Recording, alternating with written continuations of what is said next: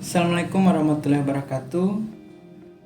Pada kesempatan kali ini saya akan menjelaskan materi kimia kelas 12 untuk semester 1. Jadi langsung saja, materi kimia kelas 12 yakni tentang sifat koligatif larutan. Materi ini nanti kita akan pisah-pisah untuk jadi beberapa video media pembelajaran. Nah, untuk berbicara sifat koligatif larutan, sebelum kita melangkah jauh ke pembahasan berikutnya, kita lihat dulu apa hubungan daripada sifat koligatif larutan ini dengan gambar yang ada di samping. Nah, pada musim dingin di negara-negara Eropa itu yang mengalami musim salju atau turunnya salju, ini menjadi sebuah masalah bagi mereka, di mana seluruh jalan-jalan yang ada di Eropa itu akan tertutup oleh salju dan menyebabkan jalannya jadi licin, sehingga menyebabkan kendaraan banyak yang mengalami kecelakaan. Nah, permasalahan ini itu mereka atasi dengan cara menaburkan garam ke jalan raya untuk tujuannya agar salju yang ada di jalan raya ini dapat mencair.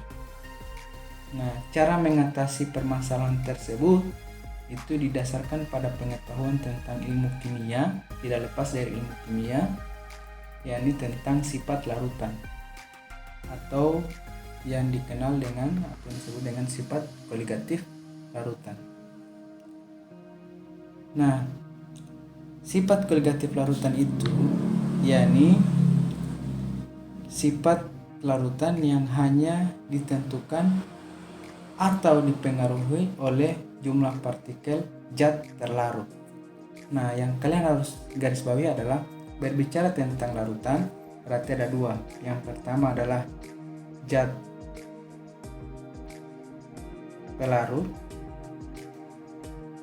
dengan zat terlarut. Nah, untuk sifat koligatif larutan itu hanya didasarkan atau dipengaruhi oleh jumlah partikel zat terlarut. Sifat koligatif larutan umumnya itu ada 4. Yang pertama adalah penurunan tekanan uap, yang kedua adalah kenaikan titik didih, yang ketiga adalah penurunan titik beku, dan yang keempat adalah tekanan osmotik. Nah, sebelum berbicara tentang keempat sifat koligatif larutan tersebut, maka langkah lebih baiknya kalian harus mempelajari tentang satuan konsentrasi larutan yang digunakan pada saat penentuan sifat koligatif larutan. Nah, satuan konsentrasi larutan ini yang digunakan di sifat koligatif larutan ini ada tiga. Yang pertama adalah molaritas. Nah, molaritas ini sudah saya bahas di kelas 10 dan ada juga videonya. Jadi molaritas ini menyatakan banyaknya mol zat terlarut dalam setiap 1 liter larutan. Jadi itu molaritas. Nah, bagaimana rumusnya? Ini rumusnya M besar sama dengan N per V, di mana M itu adalah molaritas sendiri, kemudian N kecil ini adalah mol, kemudian V itu adalah volume. Jadi bisa kalian lihat di keterangan ini rumusnya. Nah, yang berikutnya adalah molaritas. Nah, molaritas adalah menyatakan banyaknya mol zat terlarut di dalam setiap 1000 gram pelarut. Kalau kita lihat molaritas dan molalitas ini hampir mirip ya namanya, tetapi ini berbeda. Nah, perbedaan ini ada juga di videonya saya, nanti kalian cek di YouTube-nya saya ini, tapi jangan lupa subscribe. Perbedaannya hanya di sini. Dimana kalau yang tadi molaritas itu berbicara tentang zat terlarut dalam setiap 1 liter larutan. Liter. Nah, kalau molalitas itu berbicara tentang 1000 gram pelarut. Jadi bicara tentang gram atau massa. Molaritas itu bicara tentang volume, sedangkan molalitas bicara tentang massanya. Nah, bagaimana rumusnya? Ini. Jadi rumusnya M kecil sama dengan N per P atau N kali 1000 per P. Nah, molalitas itu disimbolkan dengan M kecil. Kalau molaritas tadi disimbolkan dengan M besar. Jadi M kecil sama dengan N kali 1000 per P. Nah, P-nya ini dalam bentuk gram. Ini keterangannya. Lanjut, yang berikutnya adalah fraksi mol. Nah, fraksi mol juga ada materinya di kelas 10 ada, nanti kalian lebih pahami lagi di kelas 10 materinya. Fraksi mol itu adalah menyatakan perbandingan banyaknya mol dari zat tersebut terhadap jumlah mol seluruh komponen dalam larutan. Bicara tentang larutan, saya sudah katakan tadi ada 2. Apa-apa? Yang pertama adalah zat terlarut dengan zat pelarut. Seperti apa rumusnya? Kita lihat. Nah, ini fraksi mol atau disimbolkan dengan X, tapi ini ada XA dengan XB. Artinya apa? Ini XA adalah fraksi mol zat terlarut, ini XA. Kalau XB itu adalah fraksi mol zat pelarut. Karena bicara tentang larutan, maka kedua ini ada di dalam larutan, di mana ada zat terlarut dengan zat pelarut. Nah, fraksi mol zat terlarut bisa kita hitung dengan Na per Na ditambah Nb, di mana Na adalah mol zat A, sedangkan Nb adalah mol zat B. Begitupun untuk menghitung fraksi mol zat pelarut, di mana Nb per Na ditambah Nb. Sangat jelas ya. Kalian tinggal menghafal rumus ini. Nanti kita lihat keterangannya ini. Jadi apabila fraksi mol dari masing-masing zat yang ada dalam larutan dijumlahkan, secara keseluruhan nilainya adalah 1. Jadi kalau fraksi mol zat pelarut ditambah fraksi mol zat terlarut, maka hasilnya adalah sama dengan 1. Lanjut, contoh soal.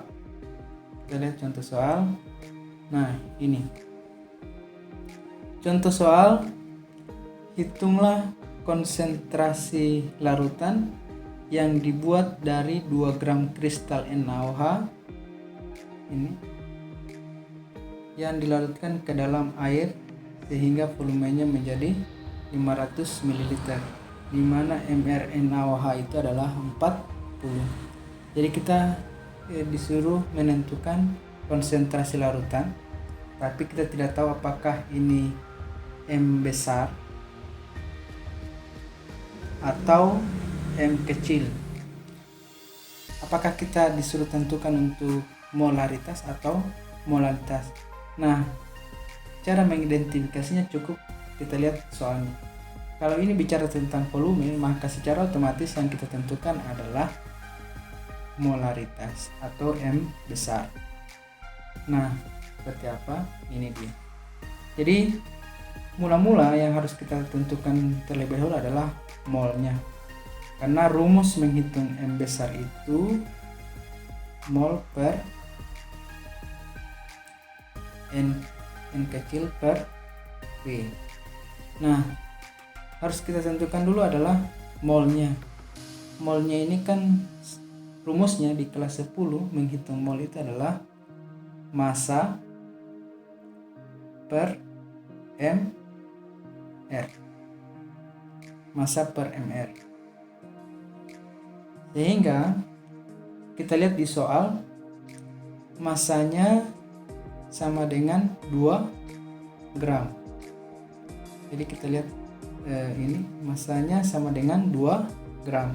Sehingga 2 gram per mR. mR-nya kan 40. Sehingga 2 gram per 40. Hasilnya adalah 0,05 mol. Setelah kita dapat mol, maka selanjutnya kita mengidentifikasi volumenya. Karena ini bicara tentang volume 1 liter, sehingga mililiter ini kita konversi ke liter. 500 mililiter itu berapa liter? Ini kita dapat jadi 0,5 liter.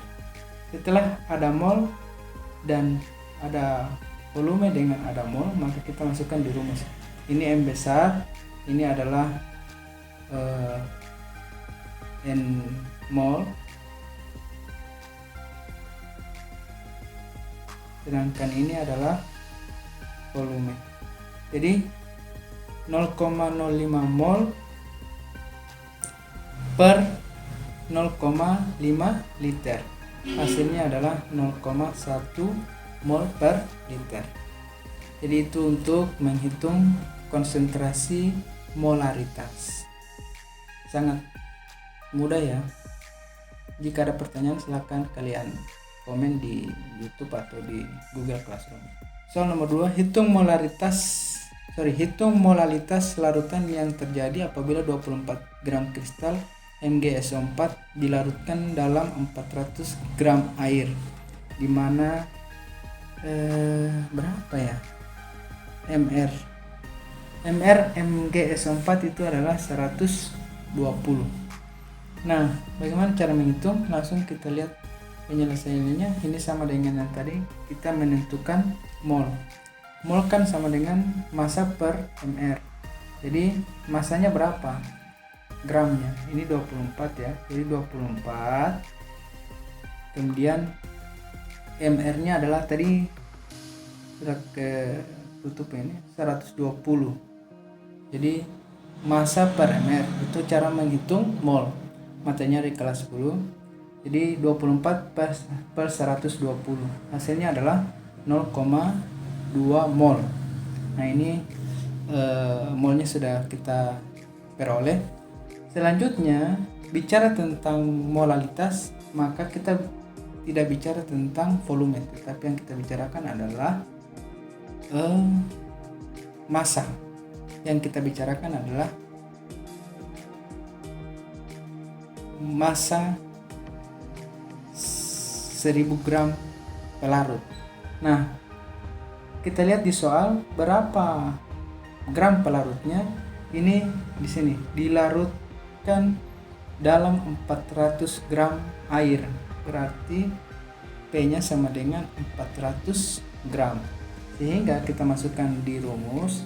Rumusnya kan M kecil sama dengan mol kali N kecil kali 1000 per ini 1000 1K ya per P.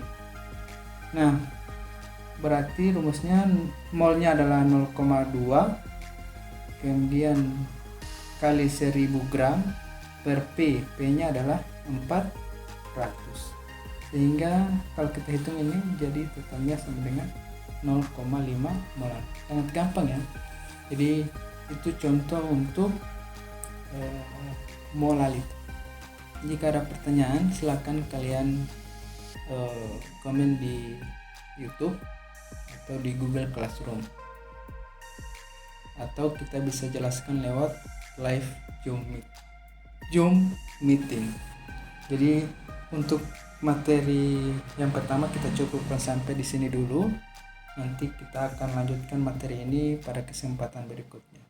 Lebih dan kurangnya saya mohon maaf. Assalamualaikum warahmatullahi wabarakatuh.